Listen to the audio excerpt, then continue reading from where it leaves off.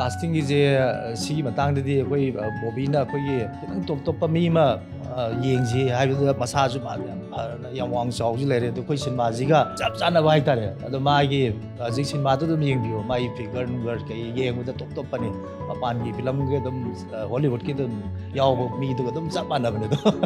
Saminabada the Labizi like Tabazaga the number that Tontojumazu sporty Ovenina Uri Warizi Pira question Matang Kumise I get nothing but here when I film do Yamamango Manati having to Kakpagas, Timpagas, Kakpagas, I the Konga Kakpazum, I am Madame the Sea. Kap Kamukas Hangadum, Sidin Saibo, Kapu Changa, Yakapital, Yaromeva. Other than Topraga, Lindra Chakraga, Kai, the Zakidana, Narak to the Dumchalaga shooting the Tolduinina. Aina Pakatan, Masilins, the Aina Taraga, Okogi, shooting,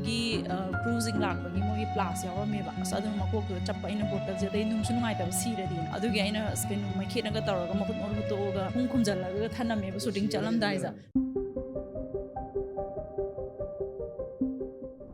Kurumzeri, Tanthagi, the spotlight section being Tabirisumbu, Amotada, Taram no Uksheri. Nasi shows the Manipur State Film Award 2021, Prague Cine Award 2021,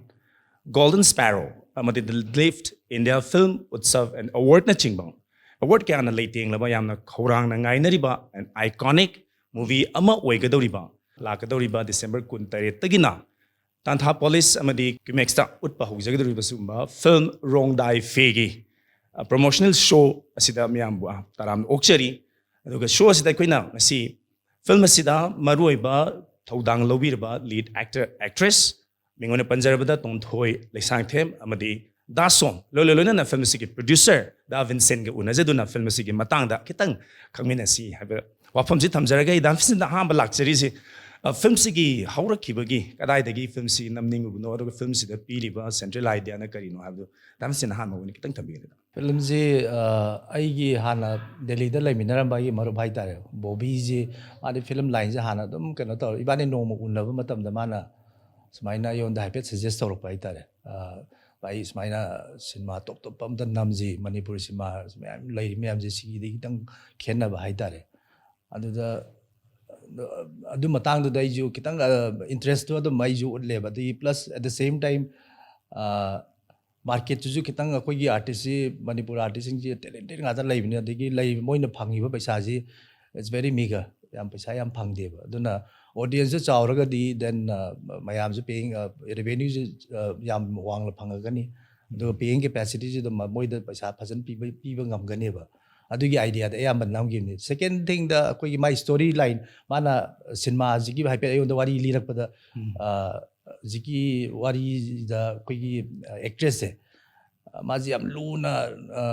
mama pa na yolak pa haidare unfortunately maji skin disease ma narak tagi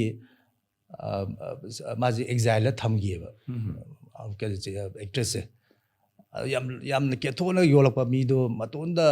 Kamina struggle to hinga the woman oriented film ni adugi storyline de yondu sukara impress to bhai dare adu da mainly adu da minor lep ki bane no aise koi women da pi da yom pham moi ba du magi struggle magi destiny ambri mana kamina overcome to fight back to madu reconciliation kamine pura ki have the best with film ni hana tak pi da vision da some debut film moi doing film da han boy je ha go fashion line de koi na yamna look up to the high tare when you have the but it's a very new taste ni that's on the film lines the laga thing so I just want to know experience ka maina like have the nungai ba awaba mas the thing that possible that's something tambi gani ahamadi sigi film ji namje na harakum tam da khoi director haibir mon ayam pakhalle de agi de tongan ba ngasai fashion showroom da sum lai jabarina film gi demu wa ngang ba khotpa acting mayam am yaw burina ai pakhale adu bai khale tam draga ju film du nam matam da director ji ai ojani man a haibudu chapcha chana tawraga di yamna aingon da adu maina thajaba ama lai hiba adudagi khong thangjilaga adum film ji nam ngai matam ji da di adum ma ai gi ojani na khalaga ina adum chathagi ba hai tare film ji that is the luck thing is sai character to the dasom se kamaina han tawru no si sai casting area se dasom se kamai thing de casting is a si matang de koi bobina koi kitang top mi ma Hoi, hoi. yengji haibda massage ma yam wang chawji lere to koi cinema ji ga chap chana bai tare ado ma gi ji cinema to dum yeng bio mai figure nunger ke Hoi. yeng da top pani Mane. pan gi film ge dum Hollywood ki dum yaw mi to dum chap mana bane to Mane. bobina ya si akoi bobina mana ya ke no mana choose to Casting is high. to da maina taro kan taw gi bai tare Hoi. Tondoi ni laksening is tondoi renowned actress ni aduga film akoina sum yengza the film to buda su hector to zo padugumba hek to ganda ba yamna khantharaga yamna script yamun naga yang kanda to ba actress ni amani hana koina logje hai tare ko ada tondoi da masigi script si approach to pa kanda script si para matun the reaction si kari dagi no sigi films na ai part amo ege ai high lead roles ai lawrage na decision ga lawisi kari interesting oi bagi ꯌꯥꯝꯅꯁꯨ ꯊꯥꯒꯠꯄꯤꯔꯦ ꯑꯗꯣ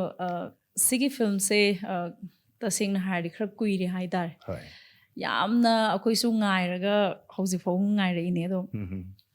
ꯃꯇꯝꯁꯦ 2014 13ꯗꯗꯤ ꯍꯥꯟꯅ ꯁ꯭ꯀ꯭ꯔꯤꯞꯁꯦ ꯄꯤꯔꯛꯑꯦ ꯄꯤꯔꯛꯑꯒ ꯈꯜꯂꯦ ꯑꯩꯁꯨ ꯌꯥꯝꯅ ꯑꯗꯨꯒ ꯁ꯭ꯀ꯭ꯔꯤꯞꯁꯦ ꯄꯥꯕꯗ ꯑꯗꯨꯝ ꯌꯥꯝ ꯏꯝꯄ꯭ꯔꯦꯁ ꯑꯣꯏꯈ꯭ꯔꯦꯕ ꯌꯥꯝ ꯅꯨꯡꯉꯥꯏꯈ꯭ರೆ ꯍꯥꯏꯗꯤ ꯑꯣ ꯇꯣꯞ ꯇꯣꯞꯄ ꯀꯩꯅꯣꯝꯃꯗꯤ ꯐꯪꯒꯅꯤ ꯑꯗꯩ ꯉꯁꯥꯏ ꯑꯩꯈꯣꯏ ꯄ꯭ꯔꯣꯗ꯭ꯌꯨꯁꯔꯅ ꯍꯥꯏꯕꯤꯕ ꯗꯥꯕꯤꯟꯁꯦꯟꯅ ꯍꯥꯏꯕꯤꯕ ꯉꯁꯥꯏꯒꯤ ꯍꯧꯖꯤꯛꯀꯤ ꯋꯨꯃꯦꯟ ꯑꯣꯔꯤꯌꯦꯟꯇꯦꯠ ꯍꯥꯏꯕ ꯄꯣꯠꯇꯣ ꯑꯗꯨꯃꯁꯨ ꯇꯆ ꯇꯧꯔꯦ ꯑꯗꯩꯗꯨꯗ ꯑꯩ ꯑꯗꯨꯝ ꯀꯨꯝꯃꯒꯦꯅ ꯈꯜꯂꯦ ꯑꯗꯣ ꯈꯤꯇꯪꯗꯤ ꯋꯥꯅꯤ ꯍꯥꯏꯁꯦ ꯑꯗꯨꯝ ꯈꯜꯂꯦꯕ ꯁꯤꯒꯤ ꯐꯤꯜꯝꯁꯦ ꯅꯝꯕꯁꯤꯗ ꯋꯥꯅꯤ ꯍꯥꯏꯕꯗꯤ ꯉꯁꯥꯏꯒꯤ ꯁ꯭ꯇꯣꯔꯤꯁꯤꯗ ꯌꯥꯎꯔꯤꯕ ꯃꯌꯥꯝ ꯑꯗꯨꯗꯒꯤꯗꯤ ꯅꯝꯒꯗꯧꯔꯤꯕ ꯃꯇꯝ ꯀꯔꯤ ꯀꯔꯥꯗꯩ ꯁ꯭ꯀ꯭ꯔꯤꯞꯇꯨꯗ ꯗꯤꯃꯥꯟ ꯇꯧꯔꯤꯕ ꯃꯌꯥꯝꯁꯤ ꯌꯦꯡꯕꯗ ꯇꯁꯦꯡꯅ ꯋꯥꯗꯤ ꯋꯥꯅꯤ ꯑꯗꯨꯕꯨ ꯑꯩꯗꯤ ꯈꯤꯇꯪ ꯁꯨꯃꯥꯏꯅ ꯈꯤꯇꯪ ꯗꯤꯐ꯭ꯔꯦꯟꯠ ꯑꯣꯏꯕ ꯀꯦꯔꯦꯛꯇꯔꯒꯨꯝꯕꯁꯦ ꯁꯨꯝ ꯄꯥꯝꯖꯕꯅꯤꯅ ꯑꯩꯉꯣꯟꯗ ꯑꯩ ꯁꯤꯔꯁꯨ ꯆꯪꯉꯁꯨ ꯑꯩ ꯍꯣꯠꯅꯔꯒꯦ ꯁꯤꯁꯦꯅ ꯈꯟꯈ꯭ꯔꯦꯕ ꯁ꯭ꯀ꯭ꯔꯤꯞꯁꯦ ꯎꯕꯗ ꯑꯗꯒꯤ ꯑꯃꯨꯛꯁꯨ ꯑꯃꯨꯛ ꯌꯦꯡꯉꯀꯥꯟꯗ ꯉꯁꯥꯏꯒꯤ ꯇꯤꯝꯁꯦ ꯌꯥꯝꯅ ꯇꯣꯞ ꯇꯣꯞꯄ ꯑꯗꯒꯤ ꯗꯥꯁꯣꯝꯁꯨ ꯑꯗꯨꯝ ꯍꯥꯏꯗꯤ ꯌꯦꯡꯕꯗ ꯍꯦꯔꯣꯅ ꯍꯥꯏꯔꯒ ꯑꯩꯈꯣꯏꯅ ꯍꯥꯟꯅ ꯈꯜꯂꯨꯕꯗꯣ ꯅꯠꯇꯕ ꯍꯥꯏꯗꯤ ꯗꯥꯁꯣꯝꯗꯣ ꯑꯗꯨꯝ ꯎꯕꯗ ꯍꯥꯏꯗꯤ ꯑꯣ ꯃꯤ ꯌꯥꯎꯔꯤꯁꯤꯡꯁꯨ ꯑꯗꯨꯝ ꯇꯣꯞ ꯇꯣꯞꯄꯦ ꯇꯣꯉꯥꯜꯂꯅꯤ ꯈꯜꯂꯦ ꯑꯗꯨꯗꯒꯤ ꯃꯔꯨꯑꯣꯏꯅ ꯗꯤꯔꯦꯛꯇꯔ ꯗꯥꯕꯣꯕꯤꯁꯦ ꯃꯥꯒꯤꯁꯨ ꯌꯥꯝꯅ ꯃꯃꯥꯡꯗ ꯑꯩꯈꯣꯏꯅ ꯈꯔ ꯎꯖꯈꯤꯕꯗ ꯌꯥꯝꯅ ꯈꯣꯏꯖꯪꯅ ꯍꯣꯠꯅꯖꯕ ꯑꯗꯨꯝ ꯍꯥꯏꯗꯤ ꯇꯧꯕ ꯀꯥꯟꯗ ꯍꯦꯛꯇ ꯆꯣꯆꯥ ꯆꯣꯆꯥ ꯇꯧꯁꯟꯕ ꯃꯤ ꯑꯣꯏꯗꯦꯕ ꯑꯗꯨꯅ ꯑꯗꯨꯃꯥꯏꯅ ꯇꯧꯔꯀꯥꯟꯗ ꯑꯩꯅ ꯇꯤꯝꯁꯤꯁꯨ ꯎꯕꯗ ꯑꯗꯨꯝ ꯌꯥꯝ ꯅꯨꯡꯉꯥꯏꯅꯤꯅ ꯈꯟꯈ꯭ꯔꯦꯕ ꯑꯁ ꯑꯋꯥ ꯅꯨꯡꯉꯥꯏꯁꯤꯒꯤꯗ ꯊꯦꯡꯅꯕꯗꯤ ꯍꯥꯏꯅꯤꯡꯉꯥꯏ ꯂꯩꯇ꯭ꯔꯦ ꯁꯤꯒꯤ ꯐꯤꯜꯝꯁꯤꯗ ꯆꯍꯤ 8ꯀꯤ ꯑꯩꯈꯣꯏꯒꯤ ꯚꯦꯟꯆꯔ ꯍꯥꯏꯇꯥꯔꯦ ꯍꯥꯏꯗꯤ ꯅꯝꯃꯤꯉꯩ ꯃꯇꯝꯁꯤꯅꯤꯀꯣ ꯑꯃꯨꯛ ꯀꯩꯅꯣꯗ ꯍꯥꯏꯇꯥꯔꯦ ꯄꯣꯁ ꯄ꯭ꯔꯗꯛꯁꯟ ꯍꯥꯏꯗꯤ ꯁꯤꯒꯤ ꯑꯩꯈꯣꯏꯅ ꯍꯥꯏꯗꯤ ꯅꯝꯃꯤꯉꯩꯒꯤ ꯃꯅꯨꯡꯁꯤ ꯅꯠꯇꯕꯗ ꯋꯥꯔꯝꯒꯅꯤ ꯑꯗꯨꯁꯨ ꯌꯥꯝꯅ ꯑꯗꯣ ꯅꯝꯃꯤꯉꯩ ꯃꯅꯨꯡꯗꯁꯨ ꯍꯥꯏꯅꯤꯡꯉꯥꯏ ꯂꯩꯇꯦ ꯍꯥꯏꯗꯤ ꯃꯔꯨꯑꯣꯏꯅ ꯑꯩꯈꯣꯏꯒꯤ ꯐꯤꯕꯝꯁꯤꯗ ꯐꯤꯕꯝ ꯃꯨꯔꯇꯤꯁꯤꯗ ꯀꯥꯏꯗꯅꯕ ꯍꯣꯠꯅꯕꯗ ꯆꯍꯤꯒꯤ ꯃꯇꯨꯡ ꯏꯟꯅ ꯑꯩꯈꯣꯏꯁꯦ ꯃꯊꯪ ꯍꯥꯏꯗꯤ ꯆꯍꯤ ꯑꯃ ꯑꯅꯤꯁꯦ ꯅꯨꯄꯤꯗꯤ ꯃꯔꯨꯑꯣꯏꯅꯁꯨ ꯑꯗꯨꯝ ꯆꯦꯟꯖꯁꯦ ꯂꯩꯕꯅꯤꯅꯕ ꯑꯗꯨꯝ ꯆꯍꯤ 8 ꯍꯥꯏꯁꯤ ꯃꯦꯟꯇꯦꯟ ꯇꯧꯅ ꯍꯣꯠꯅꯕꯗꯕ ꯁꯨꯇꯤꯡꯗꯨꯁꯨ ꯈꯔ ꯑꯃꯨꯛ ꯂꯦꯞꯄꯨꯔꯅꯤ ꯑꯗꯩ ꯑꯇꯣꯞꯄ ꯐꯤल्मꯒꯤꯁꯨ ꯑꯃꯨꯛ ꯈꯤꯇꯪ ꯑꯃꯨꯛ ꯐꯤꯖꯤꯛꯁꯦ ꯈꯔ ꯁꯦꯝꯃꯣ ꯑꯗꯒꯤ ꯈꯔꯁꯨ ꯅꯪꯒꯤ ꯐꯤꯒꯔ ꯑꯗꯨ ꯁꯦꯝꯃꯣ ꯍꯥꯏꯕꯅꯤꯅ ꯃꯃꯥ ꯁꯥꯔꯨꯕꯩ ꯈꯤꯇꯪ ꯑꯃꯨꯛ ꯅꯣꯏꯈꯠꯍꯜꯂꯨꯅꯤ ꯑꯗꯩ ꯑꯩꯈꯣꯏꯁꯨ ꯔꯣꯡꯗꯥꯏꯐꯦꯁꯦ ꯁꯨꯇꯤꯡꯁꯦ ꯁꯤꯗꯒꯤ ꯑꯃꯨꯛ ꯅꯝꯃꯅꯤ ꯍꯥꯏ ꯑꯁ ꯍꯛꯆꯥꯡꯁꯦ ꯁꯦꯝꯅꯕ ꯍꯣꯠꯅꯕꯗ ꯀꯪꯊꯅꯕ ꯍꯣꯠꯅꯕꯗ ꯗꯥꯏꯠꯁꯦ ꯑꯃꯨꯛ ꯀꯟꯇ꯭ꯔꯣꯜ ꯑꯃꯨꯛ ꯇꯧꯔꯒ ꯉꯁꯥꯏꯒꯤ ꯑꯩꯈꯣꯏꯒꯤ ꯆꯞ ꯆꯥꯕ ꯍꯥꯟꯅꯒꯤ ꯋꯦꯠꯇꯨꯗ ꯑꯃꯨꯛ ꯆꯤꯡꯉꯛꯅꯕ ꯍꯣꯠꯅꯕ ꯗꯥꯁꯣꯝꯁꯨ ꯍꯥꯏꯅꯤꯡꯉꯥꯏ ꯂꯩꯇꯅ ꯋꯥꯔꯝꯅꯤ ꯈꯜꯂꯦ ꯑꯩꯈꯣꯏꯁꯨ ꯌꯥꯝ ꯊꯤꯅ ꯋꯥꯏ ꯍꯥꯏꯇꯥꯔꯦ ꯑꯗꯨꯒꯤ ꯍꯣꯠꯅꯕꯗ ꯍꯥꯏꯇꯥꯔꯦ ꯑꯗꯨꯒꯤꯗꯣ But adugi awama mayamno ngasidi the final moment haiba tare koina hoi tongthone su takpiri matam kitang changreba film di oi haijaraga su mayamna masi uthork matam di sungsoi sodram ki ngairak padugi matam du sungsoi seduna mahi do phangani na ganjai that means sen ta koina ujaba da sum masi ki top top storyline su hoi leijare but another koina yamna attractive oi ba yamna koi da yengning bagi thilama piri si magi location sing ꯖꯒꯥꯁꯤꯡꯁꯦ ꯑꯩꯈꯣꯏꯅꯁꯨ ꯔꯣꯝ ꯀꯣꯝꯗ ꯍꯦꯛꯇ ꯄꯪꯌꯥꯎ ꯌꯥꯎꯕ location ꯑꯣꯏꯗꯕ ꯍꯥꯏꯇꯥꯔꯦ ꯃꯁꯤꯒꯤ location ꯍꯟꯇꯤꯡꯒꯤ ꯃꯇꯥꯡꯁꯤꯗꯗꯤ ꯀꯃꯥꯏꯅ ꯇꯧꯏ ꯀꯔꯤ ꯑꯋꯥꯕ ꯊꯦꯡꯅꯔꯤ ꯀꯔꯤ ꯑꯦꯛꯁꯄꯤꯔꯤꯌꯦꯟꯁ ꯊꯦꯡꯅꯔꯤ ꯂꯣꯀꯦꯁꯟꯁꯦ ꯁꯤꯒꯤ ꯃꯇꯥꯡꯁꯦ ꯑꯩꯈꯣꯏꯒꯤ ꯑꯍꯥꯟꯕꯗ ꯑꯩꯅ ꯍꯥꯏꯖꯅꯤꯡꯉꯤꯁꯦ ꯑꯩꯈꯣꯏ ꯃꯅꯤꯄꯨꯔꯤ ꯁꯤꯅꯦꯃꯥꯗ ꯍꯥꯏꯇꯥꯔꯦꯀꯣ ꯃꯅꯤꯄꯨꯔꯤ ꯁꯤꯅꯦꯃꯥꯗ ꯆꯤꯡ ꯃꯥꯟꯗ ꯀꯥꯞꯄ ꯈꯣꯠꯄꯁꯦ ꯍꯥꯟꯅꯗꯤ ꯑꯊꯤꯡꯕ ꯌꯥꯝ ꯂꯩꯔꯝꯃꯦꯕꯀꯣ ꯑꯊꯤꯡꯕ ꯂꯩꯕꯁꯦ ꯑꯥꯏ ꯊꯤꯡ ꯑꯩꯈꯣꯏꯅ ꯁꯤ ꯔꯣꯡꯗꯥꯏꯐꯩꯁꯤꯅ ꯑꯍꯥꯟꯕ ꯑꯣꯏꯔꯝꯒꯅꯤ ꯑꯗꯣ ꯑꯩꯒꯤꯅ ꯐꯕꯅ ꯑꯩꯒꯤ ꯈꯪꯅ ꯆꯥꯟꯅꯕ ꯆꯤꯡꯗꯁꯨ ꯆꯤꯡ ꯑꯩꯈꯣꯏꯒꯤ ꯇ꯭ꯔꯥꯏꯕꯦꯜ ꯃꯆꯥꯁꯤꯡ ꯑꯩꯒꯤ ꯚꯦꯔꯤ ꯒꯨꯗ ꯐ꯭ꯔꯦꯟꯁ ꯌꯥꯝ ꯂꯩ ꯃꯣꯏꯅ ꯁꯞꯄꯣꯔꯠ ꯇꯧꯔꯒ ꯑꯌꯥꯝꯕ ꯀꯥꯞꯄꯛꯄ ꯇꯃꯦꯡꯂꯣꯡꯗ ꯀꯥꯞꯄꯤ ꯎꯈ꯭ꯔꯨꯜꯗ ꯀꯥꯞꯄꯤ ꯑꯗꯒꯤ ꯃꯦꯘꯥꯂꯌꯥ ꯑꯩꯈꯣꯏꯒꯤ ꯕꯪꯒ꯭ꯂꯥꯗꯦꯁ ꯕꯣꯔꯗꯔꯗ ꯆꯠꯂꯁꯨ ꯀꯥꯞꯄꯨꯏ ꯑꯗꯒꯤ ꯑꯔꯨꯅꯥꯆꯜꯗꯁꯨ ꯀꯥꯞꯄꯨꯏ ꯑꯗꯣ ꯆꯠꯂꯨꯕ ꯖꯒꯥꯁꯤꯗ ꯃꯣꯏꯅ ꯐꯖꯅ ꯁꯞꯄꯣꯔꯠ ꯇꯧꯕꯤꯔꯦ ꯌꯥꯝꯅ ꯑꯗꯩ ꯂꯣꯀꯦꯁꯟꯁꯤꯡꯁꯤꯁꯨ ꯁꯦꯡꯅ ꯍꯥꯏꯕꯗ ꯑꯩꯈꯣꯏ ꯗꯤꯔꯦꯛꯇꯔ ꯑꯩꯈꯣꯏ ꯕꯣꯕꯤ ꯏꯃꯥꯟꯅꯕꯁꯦ ꯃꯥꯅꯁꯨ ꯍꯥꯏꯐꯦꯠ ꯁꯨꯝꯕ ꯄꯥꯝꯃꯤ ꯑꯗꯣ ꯁꯤ ꯖꯒꯥ ꯄꯥꯝꯃꯤ ꯑꯗꯨꯒꯤ ꯂꯣꯀꯦꯁꯟꯁꯤꯡꯗꯣ ꯑꯩꯅ ꯍꯥꯏꯐꯦꯠ ꯑꯩꯗꯤ ꯑꯩꯒꯤ ꯊꯕꯛꯁꯤꯅ ꯆꯤꯡ ꯃꯥꯟꯁꯦ ꯑꯗꯨꯝ ꯆꯠꯄꯅꯤꯅꯀꯣ ꯑꯗꯨꯝ ꯃꯐꯝꯁꯤꯡꯁꯦ ꯑꯗꯨꯝ ꯑꯩ ꯑꯌꯥꯝꯕ ꯈꯪꯉꯦꯕ sida kaapa phani amon suggestion je lora aduga decide je tawbane ado Tamilong chapadasu yam fazana support tawbide aigi laiba aigi marup sing aduda Tamilong gi mayam laiba mayam da imana bhai tar moi support taw Arunachal ju equally koi kaw da laiba imana ba hai tar moi gi professor hai tar moi na adu laiba sing ju scientist sing moi fazana accommodate tawbidana copy dana fazana koi yam fazana ka phalai akoi da even kano da ju even Maulinung da koi na kapu do yam fazana kai hai ni team moi na chala yam no aina ka phalai adum awan nung I did them yana them set them but I did my best to give the crew you know yam phazana kano tong ningai de ai side de yam hona jay mine I mean, interesting way I thought was in different location that was in Panbi with Manipur area mayam yauri Manipur gi wang mada Maulino Panbi Arunachal Pradesh Panbi so mayam da masi top mahom pig ni haise budune because I try to rude haibadina te try to zero because different story different script try to zero bani yamna periodic oi basu gum bakoi gi maruina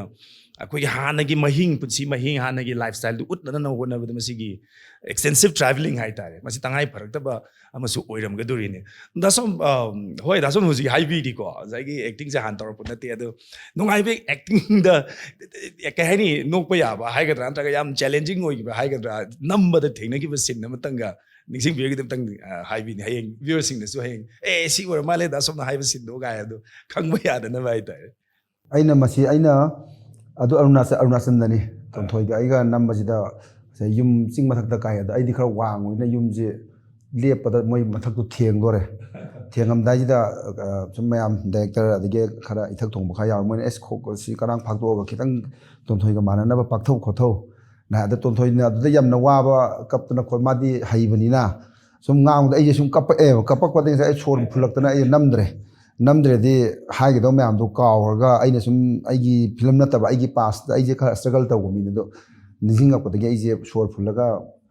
namdre ngak tang pothare khoi ta mo ma man e pothau nang yadre adu chi ha di tasengna aseng ba awa ba do tholak pa da gi ngasai awa ba mati ama hai tare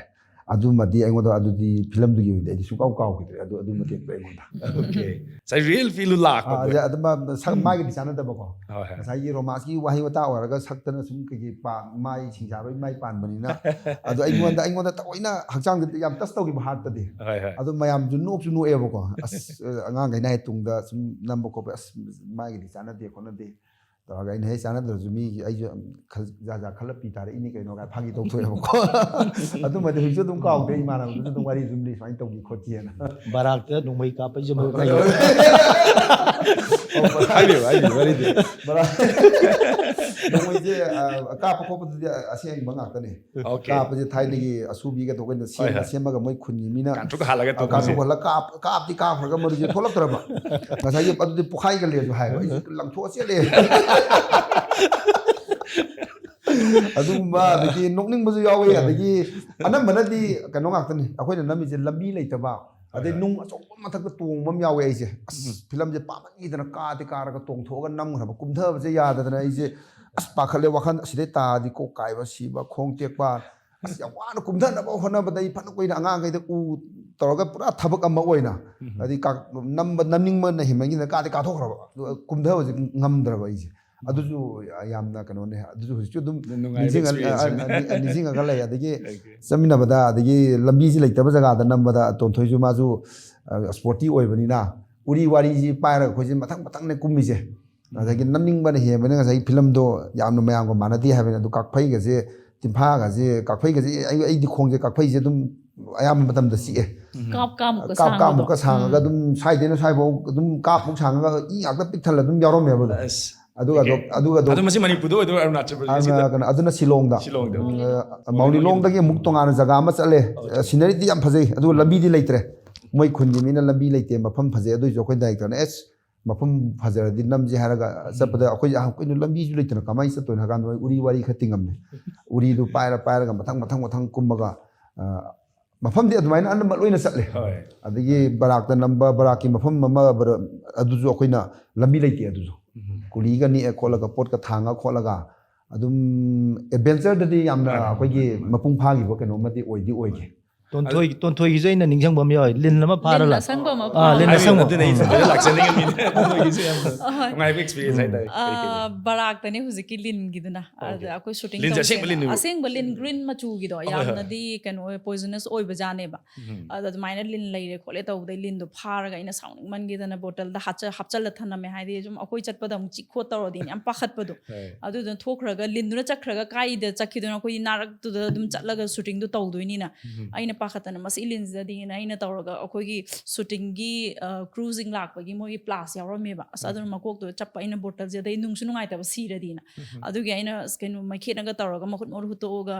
haide sor hoda da ban tawraga makhung khumjalaga thaname ba shooting chalam dai za da halak ba dai sira leram sai plaza chappu bodno kaino adai shooting se halak ba zum thengnari ne aina mafam chana thanami ne haide akoi kaino manak to thamami ne ba ai ma sor honjara leram jeno horen kon tha do oge khoi lura kanda na adu main tawraga sira leram me halak ba da adagi awabadi yam thingnai chatpada lin thingnaba lin si yam thingnai adum lin ji lin ji leiramaga chi adi pakhatane phawe hekta adumai tawe adudagi kaino da aduduna kaino doram Tamenglong da aidi veg ta hadinga di chai ba adum ade mana masinga nga ga chai hai tare adudagi hena di cha de aduduna waiku survive tawba nga sai gi nupis na kaino tawra kanda lam da nga sai survive tawna honarak bada kaino se waiku se thil laga pharaga lawra chabai sinam ya phuto ga di pubirak pa jane do waiku se ima puk bai chaba na tamina kamai chaba no di khangde ba but sindu da chaw chaw haimina chaba du di hauna chaba haidi survive tawna ba hawta jo hawta na chaba du sa do ni na charo kan ai khang da mathi do ina chasal la jane ba as adai chadi chasan gra ba kharam di yosan gra ba duga manam kai ka du isa am haina dramina shutchit kat hek hairak pa as aina kan da chaga obaji do da som na hai nang haita tai nang mathi do chasal la mani hai na as khang de kai no am ti na khai do o jam oning manam do haina de na tauba adugumba du ko dum yawe hai tar upai leitam nang sai sin du na demand tawbani na ba aduma adumaina chasan gi ba khochan gi ba dagi maruina makeup ki matang se engon am wai shooting horok pakan da di akoi gi kaino se yamna khara phangdabani na lover latex ka sina deba after makeup artist umagi upai thibada ngasai gi skin si da fevicol se pa na taisala thamak kang halaga fevicol se tam selaga adumai taw aduduna skin mayam je ngasai gi sum khar jai skin je khar sensitive oi ba pa bani na set pada skin gi kaino yaurak tana tauba dai makeup artist ka khara sauna dan ai ga taw dai sum hai chahi tare to lamne lover latex phang eba adu matung da di loiga da ba khara wat la kan da di admaina lover latex sina gi dana ga taw aduna sidi awabadi yamwai dagi yangkhulen da changjal ga shooting taw ya da tholak ba aduna acha thak pu gi ba khara do koina charaga halakna ba hotna ba haidi phangda ba haidi mai nung phangda ba jaga aduna whole team je ai khatangi wana tana whole team je yam struggle tawraga dum mayam je haidi ama magi khana da bida hai tare ne adum film je success oina ba oiraga loire na khanbado adumaina loi changjan mine yam positive oiba vibe am na hai tare adugumadi dum thengna mane sigumba hard work and habdi ut li to yamna khogi realistic oiba hai tare yam natural taba ma madu phangna na hotna ba masigi awa mayam sim yam crew and cast puna mana madu khangmin na gibni hai tare madu makni meyam na du ura kana madu appreciation du la kana madu ya wa basing loina me ko umda swai launa kok pasu yari bani kok pasu oigadu ri ne na koina thajeri ne hai tare da mi sele na lakchening ji ko gi film se ko gi mapan da hai tare ko meyam ko manipur gi mapan na leiba viewers gi khalaga dap nu tawbagi koi pausa be taza hai tare masi matang da kari aim and objective kari wakhan gi misi koina je in hana mamang da haije gibdo koina viewers je audience je chauthong akoi manipur gi kano ji cinema je outside kano da jo ipet yenghaning bai tare koi talent artist gi khangde koi gi leiba mayam talent mayam je ipet uning bai tare dona movie wani tanaraga koina Telugu Tamil Hindi aduga English da koina dub taw bai tare aduga so we are looking akoi aji kana tawri to tie up with some people aduga da kana taw screen taw na bago adu ikan honajari hai tare hana Manipur da hana koi Manipur gi audience da hana ucharaga du matung tabada dum mathang maina selake na mai khanjari maina ano ngai dan senda takpi ko gi market hai tare film gi market si Manipur du yamna pick pani na mapan dai koina masigi viewers sing sida yohonna na bagi dum ba objective gi makada ꯊꯕꯛ ꯆꯪꯁꯤꯜꯂꯤ ꯍꯥꯏꯕꯁꯤꯃꯛ ꯇꯥꯕꯗ ꯅꯨꯡꯉꯥꯏꯖꯩ ꯃꯥꯏ ꯄꯥꯛꯄꯁꯨ ꯑꯣꯏꯕꯤꯌꯨꯅ ꯊꯝꯖꯒꯦ that means it ꯗꯥꯁꯣꯝ ꯂꯣꯏꯁꯤꯜꯂꯛꯄꯁꯤꯗ ꯑꯩꯈꯣꯏꯒꯤ film ꯑꯁꯤꯒꯤ ꯀꯩ ꯍꯥꯏꯅꯤ ꯃꯌꯥꯝꯅ ꯑꯩꯈꯣꯏꯅ ꯁꯨꯝ ꯌꯦꯡꯖꯕꯗ ꯌꯦꯡꯅꯤꯡꯕ ꯃꯁꯤꯒꯤ ꯑꯩꯈꯣꯏꯒꯤ ꯀꯩ ꯍꯥꯏꯅꯤ ꯀꯔꯝ ꯀꯥꯟꯗ ꯔꯤꯂꯤꯁ ꯇꯧꯗꯣꯏꯅꯣ ꯍꯥꯏꯕꯁꯤ ꯑꯣꯜꯔꯦꯗꯤ ꯃꯁꯤꯒꯤ ꯚꯥꯏꯕꯁꯦ ꯂꯩꯔꯦ ꯑꯗꯨꯅ ꯗꯥꯁꯣꯝꯒꯤ ꯀꯩ ꯍꯥꯏꯅꯤ ꯋꯥꯍꯩꯗꯒꯤꯁꯨ ꯚ꯭ꯌꯨꯋꯔꯁꯤꯡꯗ ꯊꯝꯕꯤꯅꯤꯡꯕ ꯋꯥꯐꯝ ꯈꯔꯗꯪ ꯊꯝꯕꯤꯔꯝꯅ ꯑꯩꯅ ꯍꯥꯏꯖꯅꯤꯡꯕꯗꯤ ꯃꯇꯝ ꯀꯨꯏꯅꯁꯨ ꯐꯤꯂꯝꯁꯤ ꯅꯝꯕꯗ ꯃꯇꯝ ꯃꯌꯥꯝ ꯑꯃ ꯆꯪꯈ꯭ꯔꯦ ꯑꯗꯨꯅ ꯌꯦꯡꯅꯤꯡꯕ ꯃꯌꯥꯝ ꯈꯧꯔꯥꯡꯅ ꯑꯩꯈꯣꯏ ꯏꯁꯥꯗ ꯄꯥꯔꯁꯅꯦꯜ ꯑꯣꯏꯅ ꯃꯦꯁꯦꯖ ꯊꯥꯔꯛꯄ ꯅꯠꯇ꯭ꯔꯒ ꯐꯦꯁꯕꯨꯛꯇ ꯁꯨꯝ ꯀꯃꯦꯟꯗ ꯀꯩꯗꯧꯉꯩ ꯎꯠꯀꯅꯤ ꯈꯣꯠꯀꯅꯤ ꯍꯥꯏꯕ ꯃꯌꯥꯝ ꯈꯧꯔꯥꯡꯅ ꯉꯥꯏꯕ ꯑꯩꯈꯣꯏ ꯏꯆꯤꯜ ꯏꯅꯥꯎ ꯐꯤꯂꯝꯕꯨ ꯄꯥꯝꯕ ꯏꯆꯤꯜ ꯏꯅꯥꯎꯁꯤꯡ ꯍꯧꯖꯤꯛ ꯃꯣꯏꯅ ꯉꯥꯏꯖꯔꯛꯄ ꯐꯤꯂꯝꯁꯨ ꯄꯥꯝꯕꯤꯕ ꯃꯤꯅ ꯉꯥꯏꯖꯔꯛꯄ ꯑꯗꯨ ꯑꯊꯨꯕ ꯃꯇꯝꯗ ꯑꯩꯈꯣꯏ ꯎꯠꯅꯅꯕ ꯁꯦꯝ ꯁꯥꯖꯔꯦ ꯁꯤꯗ ꯃꯌꯥꯝ ꯐꯤꯂꯝ ꯑꯁꯤ ꯄꯥꯝꯕꯤꯕ ꯏꯆꯤꯜ ꯏꯅꯥꯎꯁꯤꯡꯅ ꯂꯥꯛꯑꯒ ꯃꯤꯠꯌꯦꯡ ꯇꯥꯕꯤꯌꯨ ꯍꯥꯏꯅ ꯃꯌꯥꯝꯒꯤ ꯃꯐꯝꯗ ꯅꯣꯂꯨꯛꯅ ꯄꯥꯎꯖꯦꯟꯖꯔꯤ ꯌꯥꯝ ꯅꯨꯡꯉꯥꯏꯖꯩ ꯑꯗꯨꯒ ꯇꯣꯟꯊꯣꯏꯗꯒꯤꯁꯨ ꯚ꯭ꯌꯨꯋꯔꯁꯤꯡꯒꯤ ꯃꯔꯨꯑꯣꯏꯅ ꯇꯣꯟꯊꯣꯏꯒꯤ ꯐꯦꯟꯁꯤꯡꯗ ꯐꯤꯜꯝ ꯑꯁꯤꯒꯤ ꯃꯇꯥꯡꯗ ꯊꯝꯕꯤꯅꯤꯡꯕ ꯃꯦꯁꯦꯖ ꯑꯝꯇꯪ ꯊꯝꯕꯤꯌꯨ ꯚꯤꯌꯨꯋꯔ ꯃꯌꯥꯝꯕꯨ ꯈꯨꯔꯨꯝꯖꯔꯤ ꯍꯥꯏꯕꯗꯤ ꯃꯌꯥꯝꯅ ꯌꯦꯡꯕꯤꯅꯤꯡꯕ ꯈꯧꯔꯥꯡꯅ ꯉꯥꯏꯔꯒ ꯂꯥꯛꯄ ꯐꯤꯜꯝꯁꯦ ꯃꯃꯥꯡꯗꯒꯤꯗꯤ ꯑꯗꯨꯝ ꯈꯔꯒ ꯑꯗꯨꯝ ꯇ꯭ꯔꯦꯂꯔꯒꯨꯝꯕ ꯀꯩꯒꯨꯝꯕꯁꯦ ꯊꯥꯗꯣꯛꯑꯒ ꯂꯥꯛꯄꯅꯦ ꯑꯗꯨꯅ ꯍꯧꯖꯤꯛ ꯗꯥꯁꯣꯝꯅꯁꯨ ꯍꯥꯏꯕꯤꯈꯤꯕ ꯀꯔꯝ ꯀꯥꯟꯗ ꯎꯠꯇꯣꯏꯅꯣꯁꯦ ꯌꯥꯝ ꯍꯪꯉꯦ ꯅꯤꯡꯁꯤꯡꯕꯁꯨ ꯌꯥꯎꯔꯦ ꯅꯤꯡꯁꯤꯡꯗꯕꯁꯨ ꯌꯥꯎꯔꯦ ꯃꯤꯁꯤꯡꯁꯦ ꯍꯪꯉꯝꯕꯁꯤꯡꯁꯦ ꯑꯗꯣ ꯉꯁꯤꯒꯤ ꯏꯟꯇꯔꯚ꯭ꯌꯨꯁꯤꯒꯤ ꯊ꯭ꯔꯨꯗ ꯑꯩ ꯃꯌꯥꯝꯗ ꯍꯥꯏꯖꯅꯤꯡꯕꯗꯤ ꯑꯩꯈꯣꯏ ꯇꯥꯟꯊꯥ ꯄꯣꯂꯤꯁꯇ ꯇꯥꯔꯤꯛ 23ꯇ ꯁꯨꯡꯁꯣꯏ ꯁꯣꯏꯗꯅ ꯀꯥꯞꯆꯔꯦ ꯑꯗꯨꯅ ꯃꯌꯥꯝ ꯁꯣꯏꯗꯅ ꯂꯥꯛꯄꯤꯔꯣ ꯃꯌꯥꯝ ꯄꯨꯟꯅ ꯌꯦꯡꯃꯤꯟꯅꯔꯁꯤ ꯑꯩꯈꯣꯏꯁꯨ ꯈꯧꯔꯥꯡꯅ ꯉꯥꯏꯔꯤꯅꯤ ꯃꯌꯥꯝꯒ ꯄꯨꯟꯅ ꯌꯦꯡꯃꯤꯟꯅꯗꯣꯏꯅꯦꯅ ꯑꯗꯨꯅ ꯑꯩꯈꯣꯏꯁꯨ ꯉꯥꯏꯖꯔꯝꯃꯒꯦ ꯃꯌꯥꯝ ꯁꯨꯡꯁꯣꯏ ꯁꯣꯏꯗꯅ ꯂꯦꯡꯕꯤꯔꯛꯑꯣ ꯌꯥꯝ ꯅꯨꯡꯉꯥꯏꯖꯩ ꯃꯇꯥꯡ ꯁ꯭ꯋꯥꯏꯁꯤꯗ ꯑꯩꯈꯣꯏꯒꯤ ꯐꯤꯜꯝ ꯑꯁꯤ ꯔꯣꯡꯗꯥꯏꯐꯦ ꯐꯤꯜꯝꯒꯤ ꯄ꯭ꯔꯣꯗ꯭ꯌꯨꯁꯔ ꯗꯥ ꯚꯤꯟꯁꯦꯟꯠ ꯑꯗꯨ ꯂꯤꯗ ꯑꯦꯛꯇꯔ ꯄ꯭ꯔꯣꯇꯦꯒनिꯁ ꯑꯣꯏꯅ ꯁꯔꯨꯛ ꯌꯥꯕꯤꯔꯤꯕ ꯗꯥꯁꯣꯝ ꯑꯃꯗꯤ ꯂꯤꯗ ꯑꯦꯛꯇ꯭ꯔꯦꯁ ꯇꯣꯟꯊꯣꯏꯕꯨꯁꯨ ꯊꯥꯒꯠꯆꯕ ꯐꯣꯡꯗꯣꯛꯆꯔꯤ ꯑꯗꯨꯒ ꯐꯤꯜꯝ ꯑꯁꯤ ꯌꯥꯝꯅ ꯃꯥꯏ ꯄꯥꯛꯄ ꯑꯗꯨꯒ ꯑꯩꯈꯣꯏꯅ ꯊꯝꯈꯤꯕ ꯄꯥꯟꯗꯝꯗꯨꯃꯛ ꯌꯧꯅꯃꯛ ꯐꯪꯕ ꯑꯣꯏꯕ ꯑꯗꯨꯒꯨꯝꯕ ꯐꯤल्म ꯑꯣꯏꯔꯁꯅꯨ ꯍꯥꯏꯕ ꯋꯤꯁꯁꯦ ꯄꯤꯖꯔꯒ ꯑꯃꯨꯛꯀ ꯍꯟꯅ ꯒꯦꯁꯤꯕꯨ ꯊꯥꯒꯠꯆꯔꯤ ꯃꯇꯥꯡ ꯁ꯭ꯋꯥꯏꯁꯤꯗ ꯉꯁꯤꯒꯤ ꯑꯣꯏꯅꯗꯤ ꯇꯥꯟꯊꯥꯒꯤ ꯗ ꯁ꯭ꯄꯣꯠꯂꯥꯏꯠ ꯁꯦꯛꯁꯟ ꯂꯣꯏꯁꯤꯟꯖꯕꯒ ꯂꯣꯏꯅꯅ ꯑꯃꯨꯛꯇꯪꯒ ꯍꯟꯅ ꯑꯩꯅ ꯚ꯭ꯌꯨꯋꯔꯗ ꯊꯝꯖꯅꯤꯡꯕꯁꯤ ꯍꯥꯏꯔꯤꯕ ꯐꯤल्म ꯔꯣꯡꯗꯥꯏꯐꯦ ꯚꯤꯟꯇꯜ ꯃꯣꯁꯟ ꯄꯤꯛꯆꯔꯅ ꯄꯨꯊꯣꯛꯆꯕ ꯔꯣꯡꯗꯥꯏꯐꯦ ꯐꯤल्म ꯂꯥꯛꯂꯤꯕ ꯗꯤꯁꯦꯝꯕꯔ 23ꯇꯅ ꯂꯝꯐꯦꯜꯗ ꯂꯩꯕ ꯇꯥꯟꯊꯥ ꯄꯣꯂꯤꯁ 10:30 ꯑꯌꯨꯛꯀꯤ ꯑꯗꯨꯒ ꯅꯨꯡꯗꯥꯡꯋꯥꯏꯔꯝꯒꯤ ꯄꯨꯡ 5:30ꯗ ꯁꯣ ꯑꯁꯤ ꯎꯠꯄ ꯍꯧꯖꯒꯅꯤ ꯁꯦꯝ ꯍꯥꯏꯔꯤꯕ ꯅꯨꯃꯤꯠꯁꯤꯃꯛꯇꯗꯁꯨ ꯀ꯭ꯌꯨꯃꯦꯛꯁꯇꯁꯨ ꯍꯥꯏꯔꯤꯕ ꯐꯤल्म ꯑꯁꯤ ꯃꯌꯥꯝꯗ ꯈꯨꯗꯣꯜ ꯇꯝꯖꯒꯅꯤ ꯁꯨꯡꯁꯣꯏ ꯁꯣꯏꯗꯅ ꯂꯦꯡꯕꯤꯔꯛꯇꯨꯅ ꯃꯤꯠꯌꯦꯡ ꯇꯥꯕꯤꯌꯨ ꯐꯤल्म ꯑꯁꯤꯕꯨ ꯁꯛꯁꯦꯁ ꯑꯣꯏꯍꯟꯕꯗ ꯃꯤꯌꯥꯝꯒꯤ ꯁꯍꯖꯣꯛ ꯄꯤꯅꯕꯤꯌꯨ ꯍꯥꯏꯕ ꯋꯥꯐꯝꯁꯤ ꯊꯝꯖꯔꯕꯒ ꯃꯤꯠꯌꯦꯡ ꯇꯥꯕꯤꯌꯨ ꯄꯨꯝꯅꯃꯛꯄꯨ ꯑꯃꯨꯛꯀ ꯍꯟꯅ ꯈꯨꯔꯨꯝꯖꯔꯤ